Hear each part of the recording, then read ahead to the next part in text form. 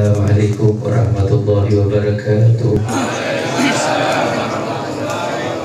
Alhamdulillah, alhamdulillahilladzi hadana bi'abdihi al-mukhtari man da'ana ilaihi bil idzni wa qad nadana labbaika ya man dallana wa hadana. Allahumma salli wa sallim ala sayyidina Muhammadin nurika syari wa madadika lijari wa jma'na bihi fi kulli atwari wa ala alihi wa sahbihi ya nur amma ba'd. Segala puji dan syukur kita panjatkan kehadirat Allah Jalla Jalaluh. Salawat dan salam semoga selalu tersampaikan kepada junjungan kita, kekasih kita, panutan kita, teladan kita, pemimpin kita, penolong kita, penyelamat kita, pemberi syafaat untuk kita kelak di hari kiamat, baginda Nabi besar Nabi kita Muhammad sallallahu alaihi wasallam beserta keluarga besarnya dan seluruh sahabatnya, juga para pengikutnya hingga hari kiamat. Semoga kita semua yang hadir di tempat ini digolongkan menjadi pengikut-pengikut setia Nabi Muhammad sallallahu alaihi wasallam. Yang kelak nanti di hari kiamat Allah kumpulkan kita semua di bawah naungan barisan dan di bawah daripada bendera Nabi Muhammad SAW. Kita semua mendapatkan pertolongannya, mendapatkan syafaatnya dan masuk surga bersamanya. Amin ya Allah ya rabbal alamin. Alhamdulillah, yang saya hormati, saya muliakan guru-guru kita tercinta, para asatidzah, para alim ulama, habaib yang hadir bersama Habib Uthman Al-Habsyi, dan juga guru kita tercinta Ustaz Haji Dia. Semoga Allah panjangkan umur beliau, sehatkan badan beliau, juga para asatidzah lainnya, para masyayikh, para guru-guru yang mohon maaf tidak mengurangi rasa hormat, rasa ta'zim. Saya tidak mampu menyebutkan namanya satu persatu, namun insyaallah ada yang menuntutnya lampu-lampu, rambu-rambu daripada pesawat. Kalau tidak ada lampu, maka pesawat itu tidak bisa turun, tidak akan bisa. Jadi kita pun sama dalam menjalani kehidupan. Ada lampu-lampu yang sudah diberikan oleh Nabi Muhammad SAW. Tinggal kita yang mau memilihnya, mengikutinya, meneladaninya. Ya, jangan mencari lampu yang lain. Bahkan jangan mencari yang tidak ada lampunya, tidak ada cahayanya. Kalau pesawat mau turun di landasannya ada lampunya, ini dia pilih enggak mau turun di situ, pilih yang gelap. Mungkin yang gelap lebih aman. Ternyata yang gelap yang dia turunin kebun di sini. Pesawat itu bukannya turun selamat, malah jadi bertabrak. Sama seperti kita hidup. Ya, kita ini perlu mengenal Nabi Muhammad, mengenal sejarahnya, mengenal kisahnya, mengenal sifatnya, mengenal ajarannya. Supaya apa? Supaya kita bisa berjalan di cahaya Nabi Muhammad SAW, dan kita bisa mengikuti akhlaknya Nabi Muhammad. Kita bisa meneladaninya. Banyak orang-orang yang punya akal, yang sekarang mengatakan punya akal. Mereka berambisi, mereka bercita-cita, mereka berkeinginan. Untuk apa? Mencari tahu atau mengenal sosok-sosok orang-orang yang hebat di zaman ini. Bahkan yang terdahulu pula dari sosok-sosok manusia yang hebat. Penemu inilah, penemu itulah. Mereka sampai mencari taunya, mereka sampai menelitinya, mereka sampai menyelidikinya. Namun yang sebenarnya lebih berhak untuk kita cita-citakan, untuk kita tujukan, untuk kita berkeinginan dalam mencari taunya dan mengenalnya, yang lebih berhak adalah pemimpin manusia, yaitu Nabi Muhammad SAW. Lebih berhak untuk kita tahu sejarahnya, lebih berhak untuk kita tahu kisahnya, lebih berhak untuk kita tahu sifatnya, lebih berhak untuk kita tahu ajarannya. Yaitu ajaran Nabi SAW, tentang Nabi SAW. Kebanyakan yang nyari apa, penemu sikat gigi. Siapa penemu sikat gigi, penemu lampu, penemu ini, penemu itu. Namun lupa untuk mencari tahu hal yang paling penting, yang paling wajib untuk dicari tahu, untuk dikenal, untuk dipelajari, untuk difahami kisahnya, untuk dibaca, dan untuk menjadi teladannya pemimpin manusia Nabi Muhammad SAW yang Allah angkat derajatnya tinggi di atas semua orang-orang yang hebat, yang Allah Subhanahu wa Ta'ala tinggikan derajatnya yang mulia, magamnya yang agung, yaitu Nabi kita Muhammad SAW. Maka dari itu hadirin hadirat yang dimuliakan oleh Allah, makanya orang-orang saleh kita kalau sudah masuk bulan Rabiul Awal mengingatkan kita kepada Nabi Muhammad SAW. Di bulan Rabiul Awal ada kelahiran Nabi SAW. Terus mereka pula menuliskan kitab-kitab yang dinamakan sebagai kitab maulidnya Nabi SAW. Apa tujuannya? Tidak lain dan tidak bukan supaya kita mengenal siapa Nabi kita Muhammad. Jadi kita baca maulid Nabi bersama-sama ini supaya kita kenal Rasulullah, supaya kita kenal Nabi Muhammad SAW, supaya kita pelajari kisahnya, kita pahami, kita renungkan, dan menjadi contoh dan teladan kita. Makanya orang-orang soleh kalau udah masuk bulan Rabiul Awal, mereka lomba-lomba bikin maulid. Mereka berusaha buat maulid, ya, buat maulid, mengadakan maulid. Nggak harus seluruhnya buat maulid itu dengan uang, dengan biaya. Kalau kita bisa di rumah kita sama istri kita baca maulid, kalau kita mampu, kita bisa, itu sudah lebih hebat, itu sudah lebih baik. Kita bisa bikin. Ya, andai kita bisa bikin beramai-ramai di rumah kita, kita memperingati maulid Nabi SAW, maka insya Allah kita dapati keberkahan yang jauh lebih banyak, mendapati hal yang indah jauh lebih banyak.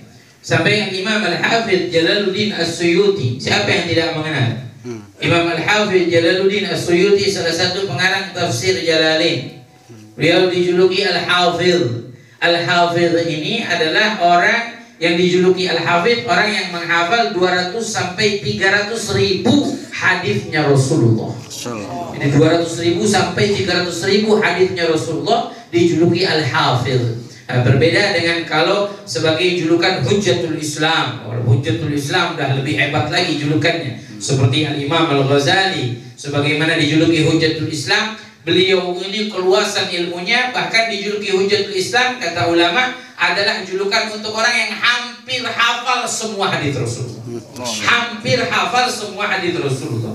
Al-Imam Al-Ghazali orang yang hebat, orang yang istimewa, yang Allah Subhanahu wa Ta'ala muliakan. Dari apa? Dari doa ibunya. Ibunya selalu berdoa kalau berjumpa dengan siapa? Dengan ahli fikih. Ibunya berdoa, ya Allah jadikan anak saya ahli fikih. Berjumpa dengan ahli hadis, ya Allah jadikan anak saya ahli hadis. Berjumpa dengan ahli Quran, ya Allah jadikan anak saya ahli Quran. Berjumpa dengan ahli filsafat, ya Allah jadikan anak saya ahli filsafat. Sampai apa? Sampai Al-Imam Al-Ghazali memiliki ilmu-ilmu yang luas di dalam semua fan ilmu. Inilah yang didapati oleh Imam Al-Ghazali. Sampai di zamannya, di zaman Imam Ghazali, ini zaman Imam Ghazali bukan zaman kita, banyak orang-orang yang aneh, orang-orang yang menyesatkan dah banyak dalam pemikirannya, dalam filsafatnya. Nggak perlu nunggu zaman kita. Zaman kita sekarang banyak orang aneh. Zaman Imam Ghazali juga udah ada.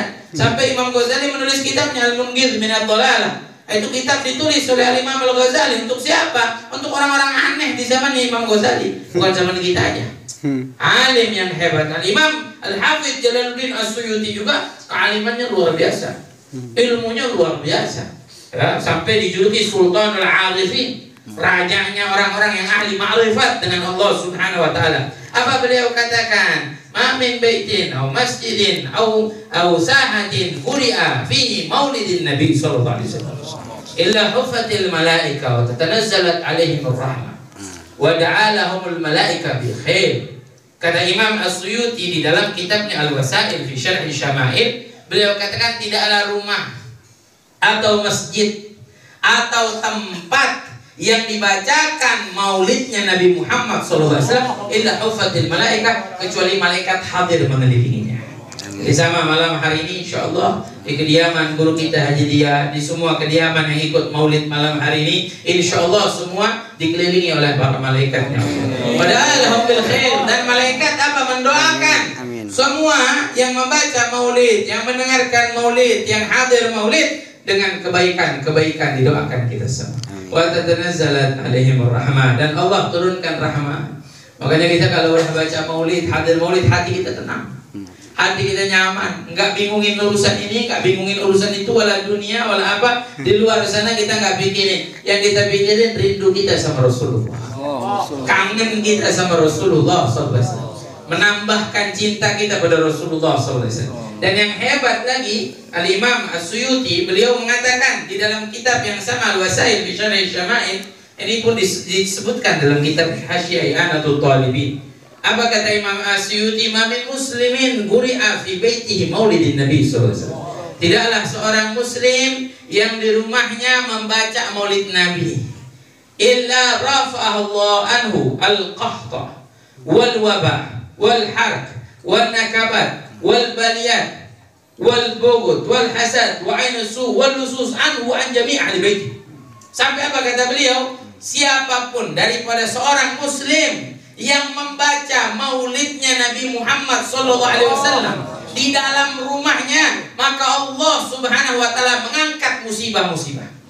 Apa yang pertama? Anhu wa an jami' ahli baiti, untuk dirinya dan untuk keluarganya semuanya. Bukan hanya dirinya saja, keluarganya semuanya. Apa musibah? Sampai beliau sebutkan al-qahta, kekeringan.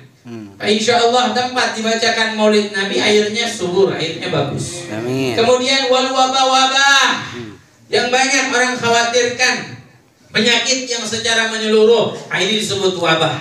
Kemudian lagi wal harq, kebakaran, diangkat oleh Allah, dijauhkan daripada kebakaran. Wal bughd, kebencian. Wal hasad, daripada iri dengki penghuni rumahnya dan yang membaca maulidnya, semua dijauhkan daripada sifat-sifat tersebut. Sampai dijauhkan daripada al-lusus, dijauhkan dari pencurian, dari kemalingan, dan banyak lagi keistimewaannya mereka yang mau membaca maulidnya Nabi Muhammad SAW.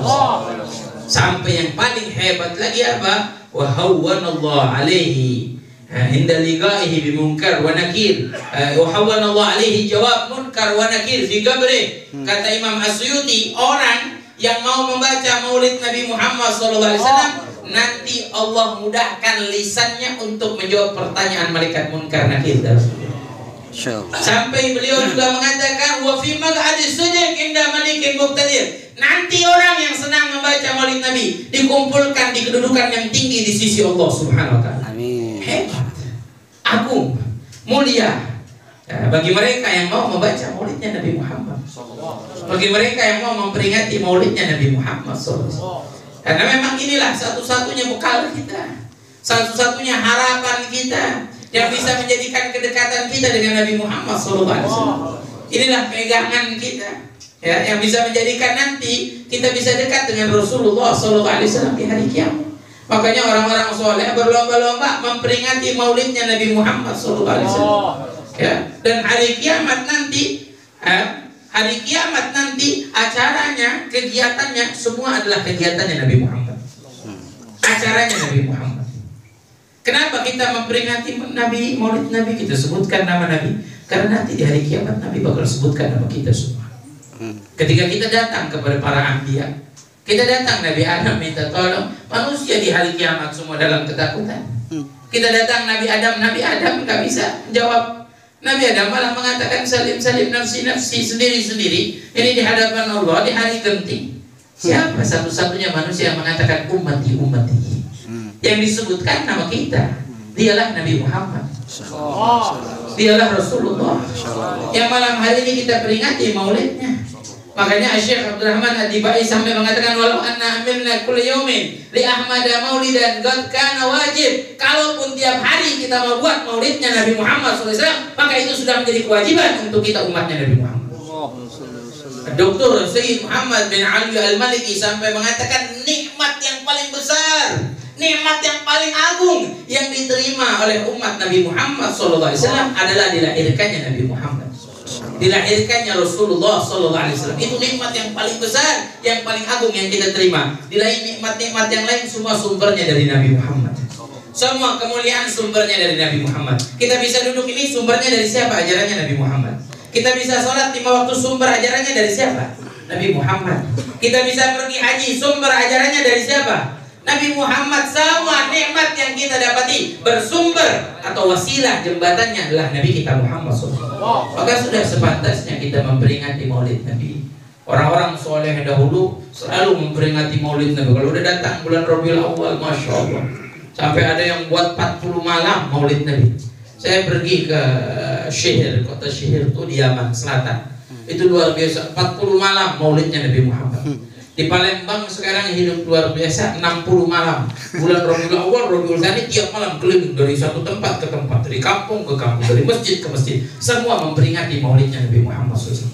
Alhamdulillah di Jakarta pun hidup. Alhamdulillah kita juga di Purwakarta nggak ada kurang-kurangnya, hampir setiap malam Maulidnya Nabi Muhammad. Nggak kenal malam, nggak kenal siang, nggak kenal pagi, kita memperingati Maulidnya Nabi Muhammad SAW. Insya Allah Allah beri keberkahan untuk kita. Amin. Sampai kemarin saya ke Kalimantan Selatan, saya diundang datang satu rumah. Dia bilang, "Beb, saya dari dulu saya mengontrak, saya nyewa rumah saya masih gubuk, rumah saya masih jelek, saya nyewa bulanan. Alhamdulillah sekarang saya udah dapat rumah ini. Apa amalan saya? Cuma satu, Beb. Saya tiap tahun buat Maulid Nabi di rumah saya. Saya tiap tahun buat Maulidnya Nabi Muhammad. Allah kasih keberkahan rezeki saya sampai saya punya rumah sendiri. Luar biasa. Banyak orang yang cinta sama Nabi, luar biasa. Saya jumpa juga sama orang, masya Allah, di Jakarta ada tukang sampah, dia suka angkatin sampah. Kalau dikasih uang lebih, habis potong pohon atau apa, dikasih uang lebih, dikumpulkan. Ternyata apa? Setiap tahun dari uang yang dia kumpulkan ini tukang sampah. Tiap tahun dari uang yang dikumpulkan untuk apa? Dia undang tetangganya, setiap tahun diadakan Maulidnya Nabi Muhammad. Kadang kita malu, punya rezeki lebih, kita gak mau buat Maulidnya Nabi Muhammad SAW di rumah kita. Gak kepengen cahayanya Nabi datang ke rumah kita. Fa insya Allah dalam setiap pembacaan Maulid Nabi, Nabi hadir bersama kita. Insya Allah Nabi hadir. Malam ini pun insya Allah Nabi hadir bersama kita. Orang-orang soleh melihat Nabi hadir. Kalau kita, mata kita banyak hijabnya, banyak dosanya, banyak khilafnya, banyak kesalahannya, sehingga kita tidak bisa melihat Nabi hadir. Tapi insya Allah yakin Nabi hadir, insya Allah Nabi hadir bersama kita. Apakah kepengen kita semua di rumah kita Nabi hadir? Apakah kepengen di rumah kita datang Nabi Muhammad SAW? Apakah kepengen rumah kita diziarahi oleh Rasulullah SAW? Maka sudah harusnya kita memperingati Maulid Nabi, kita bacakan Maulid Nabi. Sampai ada orang-orang soleh, kalau sudah masuk bulan Rabiul Awal, dia baca Maulid Nabi. Ada yang baca mulai dari kamar orang tuanya, di kamar orang tuanya malam pertama Maulid Nabi di kamar orang tua, malam kedua di kamar anaknya, malam ketiga anaknya yang berikutnya, malam keempat di ruang tamunya, malam kelima di depan halamannya, malam keenam sampai jalanannya dibacakan Maulidnya Nabi Muhammad SAW. Karena memang faham, karena memang mengerti, karena mereka tahu, mereka rasakan makna kita memperingati Maulidnya Nabi Muhammad SAW. Makna kita membaca Maulidnya Nabi Muhammad SAW. Maka nasihat dari saya di malam hari ini untuk semua jamaah yang hadir, ayo kita peringati Maulid Nabi Muhammad SAW. Walaupun apapun kita belikan sesuatu, walaupun kita berkorban dengan harta kita, tidak seberapa dengan bagaimana berkorbannya Nabi Muhammad SAW buat kita. Fa insya Allah jangan khawatir, yang namanya rezeki kita keluarkan untuk Maulid Nabi Muhammad SAW, insya Allah digantikan oleh Allah lebih banyak lagi. Insya Allah digantikan oleh Allah lebih besar lagi. Maka sudah seharusnya kita buat Maulid di rumah kita. Oh gak bisa, Bib, saya gak bisa mengundang orang banyak, saya bukan orang yang kaya, bukan orang yang mampu. Tapi kalau tidak baca Maulid Nabi dengan istri kita dan anak-anak kita, keluarga kita. Makanya saya juga berpesan khususnya pada anak-anak muda yang hadir, kalau bisa kita hadir Maulid, biar tahu Maulid kira-kira apa nih, hadir Maulid tuh baca Maulid apa, pengen tahu baca Maulid apa, mungkin boleh bertanya, atau dalam undangan diundang baca Maulid ini, baca Maulid Suntutul Ward, atau baca Maulid Bersenji, atau baca Maulid Azan. Kalau bisa anak-anak muda bawa bukunya, baca sama-sama, biar bisa. Oh saya belum bisa baca Maulid, ayo belajar, ikutin, nanti ada munsyidin yang menuntun kita membaca bersama-sama. Kalau enggak, masya Allah sekarang juga anak muda pakai handphone udah bisa buka buku Maulid, ada di handphone, bisa buka dengan aplikasinya. Paling tidak kita belajar supaya apa? Supaya nanti di rumah kita bisa baca Maulid Nabi Muhammad. Dan ini saya pelajari dari apa? Hasil tahun kemarin. Tahun kemarin kita nggak bisa kumpul begini. Gara-gara corona kita nggak bisa kumpul baca Maulid Nabi. Berapa banyak majelis Maulid Nabi diliburkan? Ya mungkin kalau di Purwakarta masih tetap ada. Ya, insya Allah di Purwakarta corona nggak ada. Amin ya Allah ya Rabbal Alamin.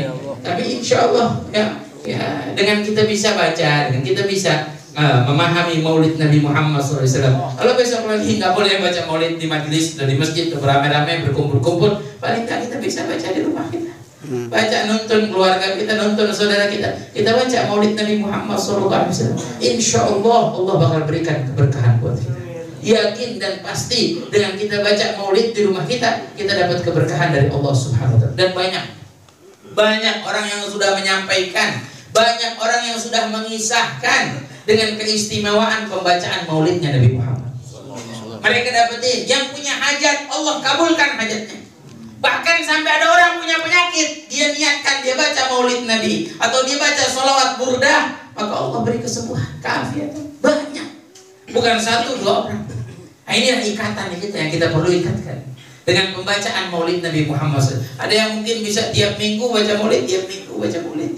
Ada yang bisa bulanan baca maulid bulanan, alhamdulillah. Ada yang minimal setahun, dia minimal setahun sekali baca maulidnya Nabi Muhammad SAW. Dan kita bakal rasakan bagaimana indahnya kita membaca maulidnya Nabi Muhammad atau mendengarkan maulidnya Nabi Muhammad SAW. Mudah-mudahan kita yang hadir di sini tidak dikeluarkan dari tempat ini dengan pembacaan maulid yang kita baca bersama-sama, kecuali hajat-hajat kita diijabah oleh Allah. Amin. Semua keinginan kita, doa kita, harapan kita, semua diijabah oleh Allah Subhanahu wa Ta'ala. Amin. Dikabulkan, amin ya Allah. Amin, ya Rabbal alamin. Hadirin hadirat, saya sampaikan zaman kita sekarang dakwah yang paling hebat, dakwah untuk menyampaikan adalah dengan kita menyampaikan maulidnya Nabi Muhammad SAW. Menyampaikan kepada masyarakat. Tidak ada yang bisa menyatukan. Siapa yang bisa nyatuin kita?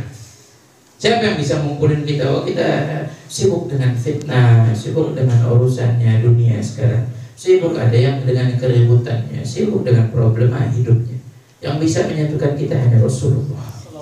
Dan subhanallah, keindahan Rasulullah SAW sudah sampaikan dari 1400 tahun yang lalu, bahwa Nabi SAW mengatakan zaman setelah Nabi SAW akan datang fitnah, dan setelahnya asyad lagi, lebih lagi, setelahnya lebih lagi, setelahnya lebih lagi. Tapi Nabi SAW tidak tinggalin kita umatnya dengan begitu saja. Nabi kasih ada hal-hal yang bisa mengkantar semua itu, ada hal-hal yang bisa membentengi kita dari semua itu. Ya, termasuk apa? Pembacaan maulidnya Nabi Muhammad yang menyatukan kita, mengumpulkan kita umatnya Nabi Muhammad SAW. Insya Allah ini yang mengantar fitnah, ini yang menjauhkan kita dari fitnah, ini yang menjauhkan kita dari musibah, ini yang menjauhkan kita dari problema kehidupan, ini yang menjauhkan kita dari perpecahan. Semua ada di dalam Nabi Muhammad SAW. Makanya luar biasa kalau kita lihat ada orang-orang yang anti sama maulid Nabi, tapi Masya Allah. Saya kadang-kadang lihat orang yang anti maulid Nabi, Masya Allah. Kenapa? Saya bilang Masya Allah. Masya Allah, sholatnya 5 waktu gak pernah ditinggal di masjid. Masya Allah ya. Tuh kalau dia mau baca maulid Nabi, dia jadi wali. Ya, kalau dia mau baca maulid Nabi, sayangnya di hatinya ada kesombongan. Ya, kalau nggak ada kesombongan bisa jadi wali itu. Ya, kalau dia punya akidahnya berpemahaman seperti yang dipahaminya, karena hebat, amaliyahnya hebat, amalannya hebat. Luar biasa, oh, sholat 5 waktu nggak pernah ditinggal. Belum adzan sudah nyampe masjid, ya kalah sama kita. Kita mah kalah, kita cinta maulid, bener cinta sama maulid. Tapi adzan di masjid belum tentu nyampe kitanya. Kadang udah adzan, udah qomat, udah bubar, nggak nyampe kita. Ya, tapi ada orang yang nggak suka sama maulid Nabi, tapi subhanallah, belum adzan udah nyampe masjid, Masya Allah, amaliyahnya hebat. Ya, ibadahnya luar biasa, bangun malamnya nggak ditinggal. Tuh kalau mereka cinta sama Nabi, ya, cinta sama maulid Nabi Muhammad SAW, mau baca maulid Nabi, udah jadi wali itu orang semuanya. Ya udah pada jadi wali, udah hebat luar biasa. Ya, karena apa? Karena memang semua dari maulid ini supaya kita menghasilkan itu. Apa tujuan kita baca maulid Nabi? Supaya kita membaca tentang Nabi dan kita meneladani Nabi Muhammad. Seperti tadi saya katakan, supaya kita tahu mana lampunya, jalurnya mana. Oh, ini jalurnya Rasulullah, ini akhlaknya Rasulullah. Kita bukan Rasulullah SAW. Itu akhlaknya Nabi, sifatnya Nabi, supaya kita ikuti, supaya kita berjalan di jalan apa yang sudah ditempuh oleh Nabi Muhammad SAW. Kita yang mau bahagia, kita yang mau selamat dunia dan akhirat, tidak ada jalan kecuali jalan kebahagiaan, dan jalan keselamatan adalah jalannya Nabi Muhammad SAW. Jalannya Rasulullah SAW. Makanya pesan dari saya, baca maulid Nabi. Andai Allah berikan, tapi mudah-mudahan setelah ini nggak ada lagi musibah, wala wabah, corona, kita semua bisa selalu berkumpul. Jujur, saya katakan rindu kita sama acara-acara seperti ini, kangen, rindu, kangen luar biasa. Tahun kemarin kita setahun setengah kita nggak bisa ngumpul-ngumpul kumpul kayak gini, gak bisa hadir maulid seperti ini, kangen, rindu. Ya, terutama kita rindu bukan hanya kepada maulidnya saja, tapi kepada kumpul bersama ingin membuktikan cinta kita kepada sahibul maulid Nabi Muhammad SAW. Ya, kalau maulid kita bisa baca di rumah, tapi perkumpulan yang luar biasa, yang di dalamnya ada kebaikan, yang di dalamnya kita baca sholawat bersama-sama, di dalamnya kita berzikir, yang di dalamnya dibacakan Quran, yang di dalamnya Allah turunkan rahmatnya Allah Subhanahu Wa Taala. Kangen rindu. Tapi andai kalau Allah Subhanahu Wa Taala berikan di masa-masa yang akan datang kesulitan atau apa, jangan pernah berhenti untuk membaca maulidnya Nabi Muhammad SAW. Usahakan terus. Bahkan kalau ada sesuatu yang menimpa kepada kita, suatu penyakit kah atau apapun, maka usahakan kita juga membantu mengobatinya, bukan hanya dalam segi medis dunia, tapi kita bantu dengan menyambung hubungan kita dengan Nabi Muhammad SAW. Nyambung. Supaya kita baca maulid ini, supaya kita nyambung dengan Rasulullah Sallallahu Alaihi Wasallam. Karena kalau kita punya harapan, kita punya keinginan, kita punya hajat, kita menyambung sama Allah Subhanahu Wa Taala, minta sama Allah, mungkin belum dikasih, belum diijabah, maka mintalah lewat kekasih Allah Nabi Muhammad. Mintalah lewat Rasulullah Sallallahu Alaihi Wasallam. Ini wasilah untuk kita umatnya Nabi Muhammad. Ini wasilah untuk umatnya Rasulullah Sallallahu Alaihi Wasallam yang Allah berikan Rasulullah. Sampai pernah ada satu orang namanya Syekh Umar, dijulukinya Ghaibul Lisan. Ini disebutkan di dalam salah satu kitab Tabaqatul Khawas. Ini disebutkan di abad ke-7 atau abad ke-9 di zaman Imam Al-Faqih Al-Muqaddam yang kita baca Fatihahnya. Syekh Umar ini pernah dia berziarah ke makam Rasulullah. Sampai di depan makam Rasulullah SAW dia berziarah, dia puji Rasulullah. Dia sampaikan syair-syairnya untuk Rasulullah SAW. Setelah disampaikan syairnya untuk Rasulullah, disampaikan syair untuk sahabat, disampaikan syair untuk solehin, para ulama, semua disampaikan. Tiba-tiba ada sebelahnya, di sebelahnya orang ini gak senang sama sahabatnya Nabi Muhammad.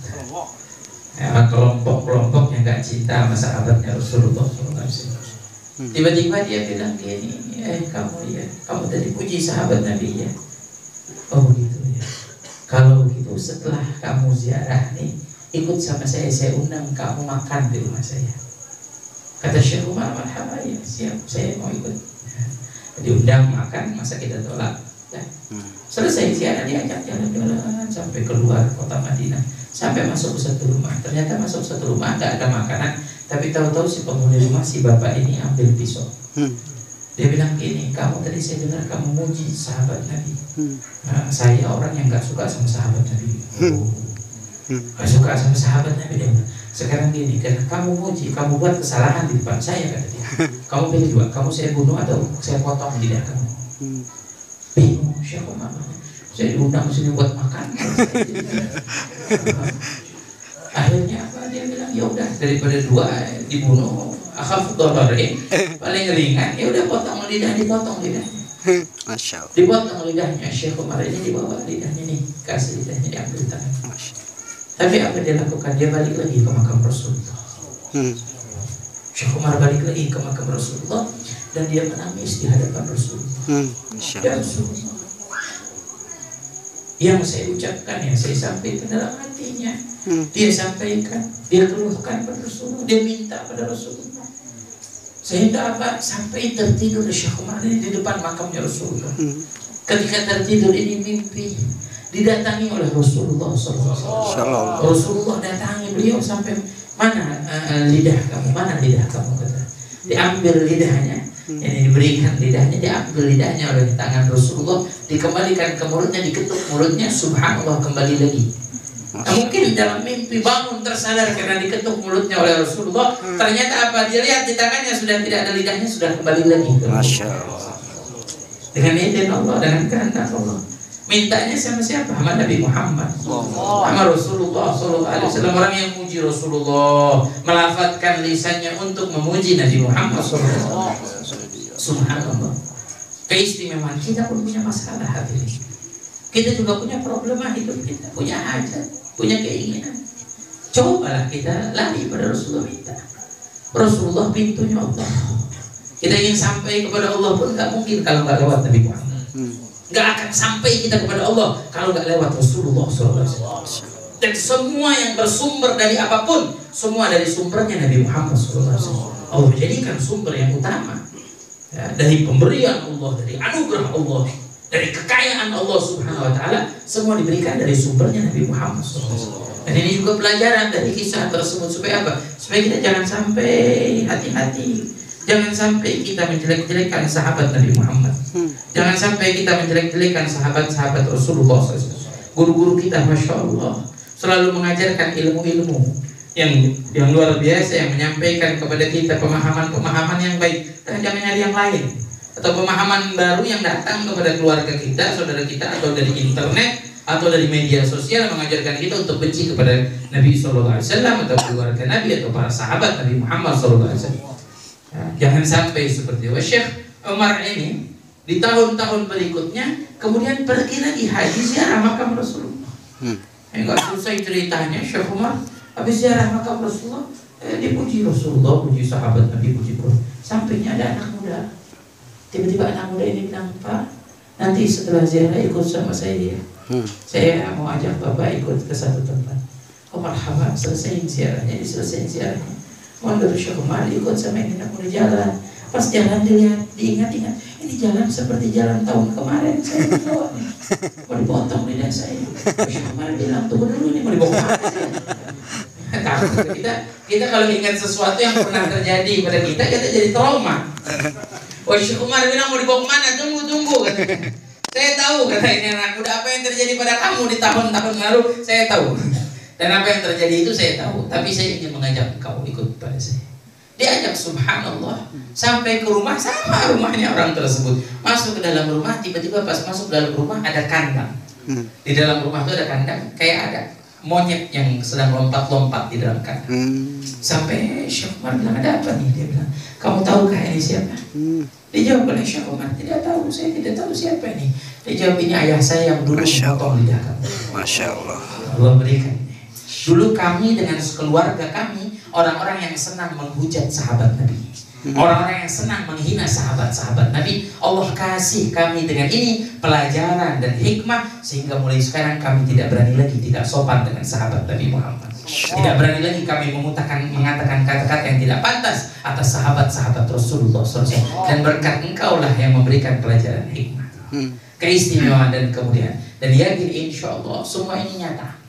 Semua ini nyata, semua ini zahir. Kalau kita punya masalah, punya problema, coba dengerin omongan saya. Coba sebutin nama Allah dan Rasulullah. Panggil ya Allah, ya Rasulullah. Minta sama Allah barakahnya Rasulullah, kemuliaannya Rasulullah, kekasihnya Allah kita sebutkan. Nabi Adam alaihissalam waktu beliau diusir dari surga sampai tidak ditengok oleh Allah, dan diajak bicara oleh Allah Subhanahu Wa Taala. Dengan apa diterima taubatnya? Dengan menyebutkan salawat pada Nabi Muhammad, dengan menyebutkan nama Rasulullah SAW. Begitupun punya banyak masalah, punya problema, punya kehidupan kita masalah-masalah. Insya Allah dengan barakah Rasulullah SAW, Allah mudahkan segala urusan kita, Allah kabulkan hajat kita, Allah keluarkan kita dari setiap kesulitan. Juga kita minta pada Allah Subhanahu Wa Taala barakah Maulid malam hari ini, Allah angkat semua musibah dari negeri kita. Wabil khusus kepada sahibul bait, semua hajat-hajatnya dikabulkan oleh Allah. Setia diberikan kekuatan oleh Allah. Terus membimbing kita ke jalan Allah. Para asatidz, para masyayikh kita semua, Allah jadikan semua bisa membimbing kita ke jalan Allah Subhanahu Wa Taala. Kita mendapatkan keberkahan dari ilmunya, dari apa yang disampaikan, selalu menuntun kita yang tidak keluar dari jalur yang bersanadkan berantai sampai kepada Nabi kita Muhammad sallallahu alaihi wasallam. Amin ya Allah ya rabbal alamin. Dan malam hari ini saya sangat berterima kasih, bersyukur bisa mampir ke sini, bisa ziarah juga ke Magam. Tadi sebelum saya sampai sini saya ziarah dulu. Setahu saya beliau sahibul Magam itu Bagus Ahmad Bakri ini murid daripada saya punya kakek Habib Uthman bin Yahya Mufti Betawi, ya, salah satu murid-murid beliau yang hebat, yang luar biasa, bahkan yang banyak berdakwah di wilayah Purwakarta dan sekitarnya, banyak membawakan daripada kitab-kitab Habib Uthman di zaman beliau masih ada. Insya Allah mudah-mudahan kita semua dapat keberkahan sahibul Magam dengan sangat-sangatnya, dengan keilmuannya, dengan barakahnya, dengan nafahatnya yang Allah Subhanahu wa taala berikan, anugerah-anugerah yang Allah berikan, rahasia-rahasia yang Allah berikan, kita semua bisa mendapatkan keberkahannya dan kita tidak dikeluarkan dari ajarannya. Dijadikan kita selalu ada dalam barisannya dan kelak nanti di hari kiamat kita dikumpulkan bersama. Amin ya Allah ya Rabbal Alamin. Ini yang bisa saya sampaikan, kurang lebihnya saya mohon maaf kalau ada kata-kata yang tidak pantas dari saya, para masyayikh, su'il adab al-bukir ajiz anakum bi mithli hadil maqam illa imtithala marallahu minkum. Assalamualaikum warahmatullahi wabarakatuh. Waalaikumsalam warahmatullahi taala wabarakatuh.